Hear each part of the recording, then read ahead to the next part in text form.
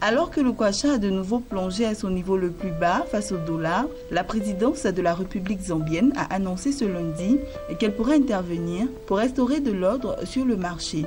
Cette annonce se présente comme un revers pour la Banque centrale du pays qui, la semaine dernière, avait annoncé qu'aucune intervention n'était à l'ordre du jour malgré le repli du kwacha. Il n'est cependant pas exclu que de nouvelles émissions du Trésor soient à l'ordre du jour. Cette année 2015, le pays a mobilisé 1,25 milliard de dollars sur les marchés internationaux, un choix qui ne faisait pas l'unanimité au sein de l'opinion publique zambienne. Dans son rapport de fin de mission, le 22 mai dernier, le Fonds monétaire international a relevé le fait que le déficit budgétaire constituait une cause importante de perte de valeur pour le kwacha.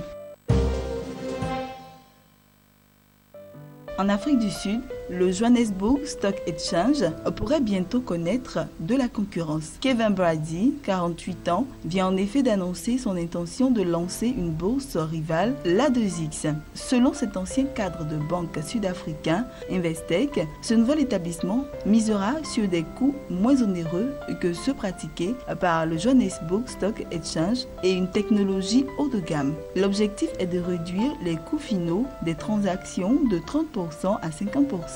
Créé en 1887, le Johannesburg Stock Exchange est actuellement la plus importante bourse du continent. La capitalisation totale des entreprises qui y sont listées s'élève à 439 milliards de dollars environ.